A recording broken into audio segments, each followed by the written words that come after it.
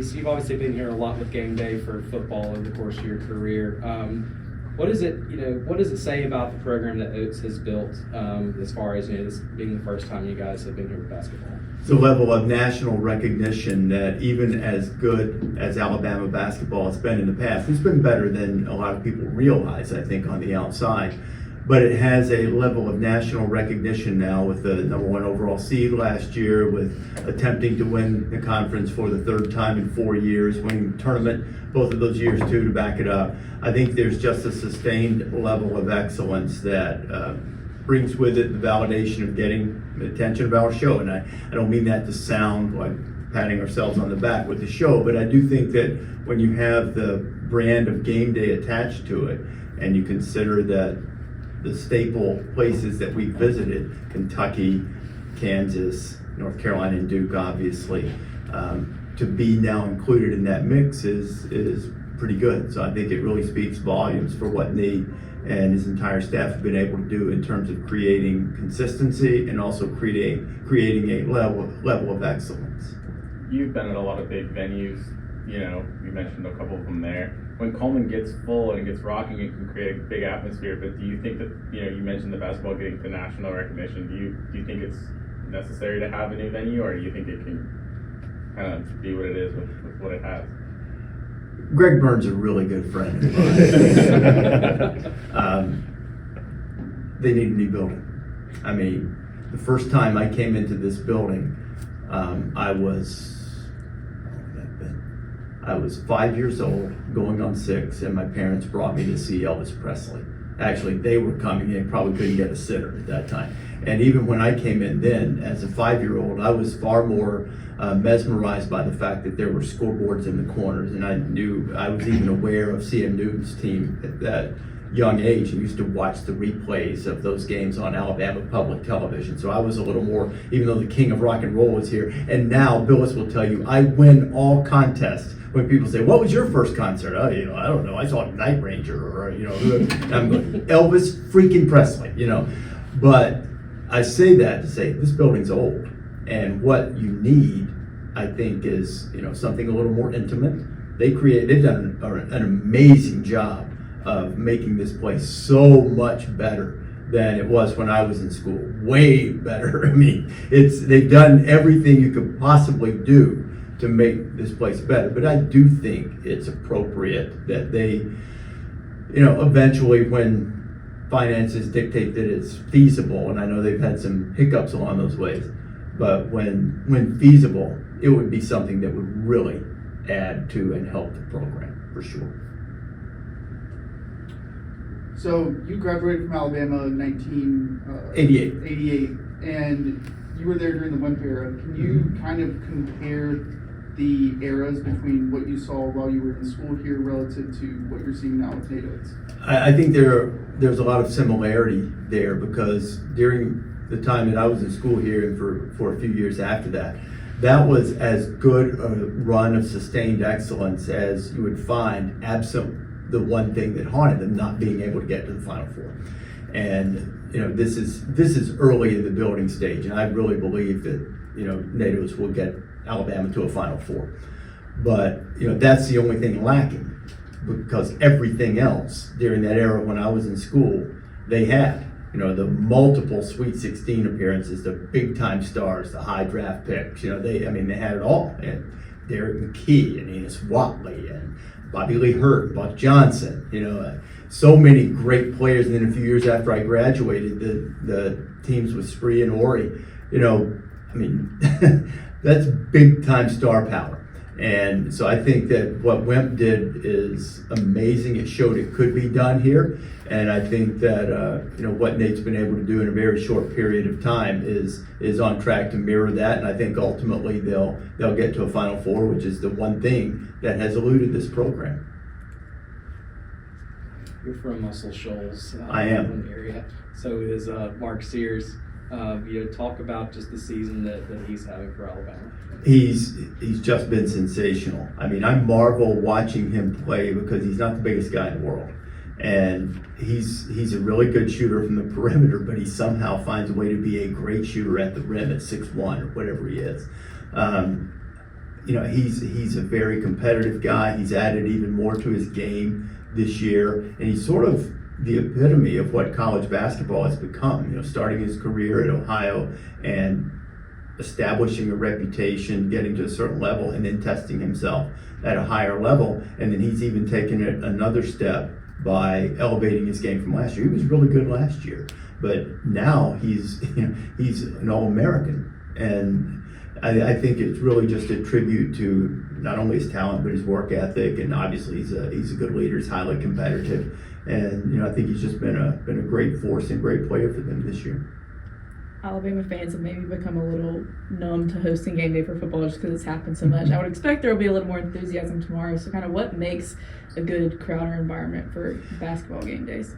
I think, first of all, numbers. We need some people, especially in a building that's as big as this one is. It would be fantastic if we really, pack some people in here, and hopefully we'll make it fun so that they'll, the goal is always when the fans leave, whether it's football or basketball, to say, man, that was fun, I want to go back.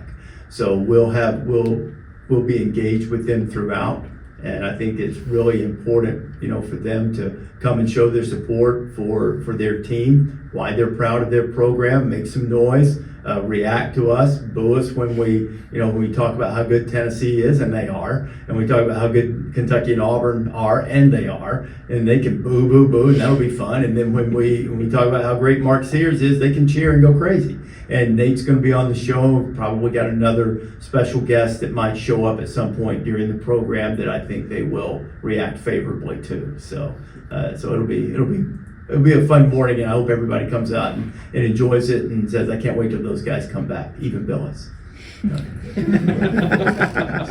What do you think of this matchup this second time around?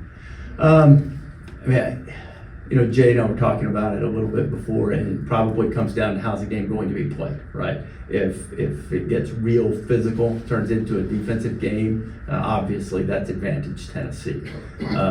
If it's a little more free-flowing up and down, and while Tennessee can really score with Dalton Connect now, something that they really haven't had the last few years, but if it gets up and down and played a little faster and maybe called a little bit tighter, that favors Alabama. So I think really style of play is, and how that style was established early and what the tempo is going to be, not only in terms of getting up and down the floor, but just what are the whistles like, and that kind of thing. So I think that'll be the biggest thing about the matchup. But they're two really, really good teams. They both have holes. Alabama's is clearly rim protection and defense at times, and Tennessee's is consistent scoring outside of Connect. But both are really good, and both are worthy of competing for the SEC championship. Yes. You've been a fan of Alabama for years. Have you ever seen this coming for Alabama College GameDay to come to cover basketball? And then what's it mean to you to be here covering basketball over football? It's really fun. And I didn't know if we would get here or not, because the first thing, in order for us to bring the show here, is you have to be good and you have to sustain it a little bit, because not every week, but the overwhelming majority of the weeks, our show is tied to what the prime game is. That's not true in football. That's one of the things that makes basketball different. So it's tied to the game that is getting prime time attention. So you have to be good enough to be in that game first. And Alabama's ability to, as we talked about earlier, sustain some excellence opened the door for that. So I think it's going to be really fun. It's always great to come back to a place that carries great memories for you and that means a lot to you personally. So it's great to be here. We'll have some fun, and I'm hopeful that we'll give away 19,000 of State Farm dollars, and that'll be a good morning for everybody. And then the game will be great, I'm sure. Can you talk about the coaching job that Nate Oates has done this year? Obviously, he lost 3 assistants. He lost Noah Clowney, Charles Bediako, and obviously Brendan Miller. I think for a lot of Alabama fans, the expectation maybe wasn't quite to the level that we're at right now. Can you talk about kind of what Oates has done this year as far as his coaching job? He's one of the finest coaches in the country, and he's really bright, and he's innovative, and he lets his players, he doesn't let his players play with freedom. He insists on it.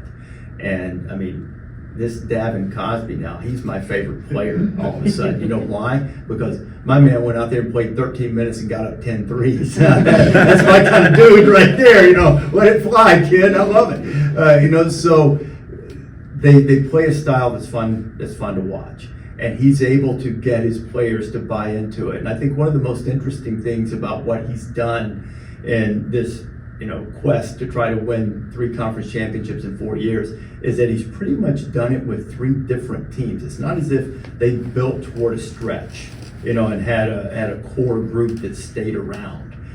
You know, the Herb Jones team is very different. They still shot threes, got up and down, wanted to play fast and stay within his philosophy and system. But it was very different from the team with Brandon Miller last year, which, you know, was very good defensively. And this team is not as good defensively, but it probably doesn't have, even as well as Mark Sears has played and as good a player as I think he is. I mean, Brandon Miller might get you 40, you know, like that. And, you know, so they don't have that. They don't really have the rim protection. And yet, he's been able to put his team right back at the top of the conference again. And it's really a testament, I think, to the way he plays, the way he gets his players to believe, to play with freedom, to play aggressively.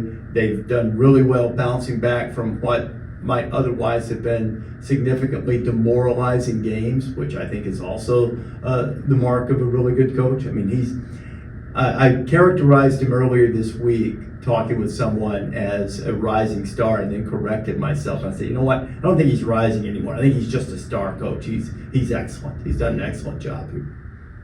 We have time for one more? Back on the topic of Coach Oates, I think we've all heard whispers here and there about other bigger schools potentially trying to poach him away. What, if anything, do you think it would take for the university, for Greg Byrne, to ensure that Coach Oates stays here long term? You know, look, I'm not in a position to speak for Greg or the administration at all, but my inclination would be, given the fact that this is the guy that he went out and went after and the success that they've had, he'll do everything humanly possible to keep him here, you know, for the long term. And, you know, it's the way college athletics are changing right now. There will always be a draw for a coach. I mean, just look across the way at football. Kalen DeBoer had a really, really good job. Really good job. Washington's a really good job. You can win the national championship at Washington, clearly, because they were 1 game away from doing it last year. So there's always going to be the draw, though, of a place where it's everything for certain people. Some people don't want that. DeBoer obviously did.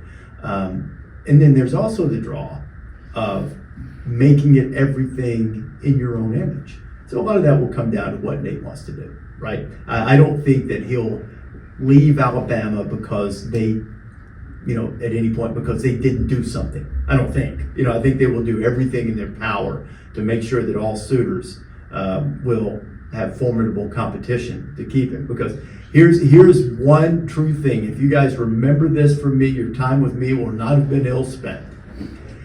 If somebody else doesn't want your coach, sooner or later, you're not going to want him either. So it's a good thing when people come and try to get your coach, because when they don't, pretty soon you're going to go, yeah, we don't want him either. And that's clearly not the case with Nate. So it's a good thing. And I imagine Alabama will, especially with the resources that are available to every team virtually in the SEC now, that they'll do everything that they possibly can to keep him. And it'll come down to time and opportunity and, you know, what his career goals might be in the next 10 years or whatever. But I would be surprised if he's not here for the foreseeable future.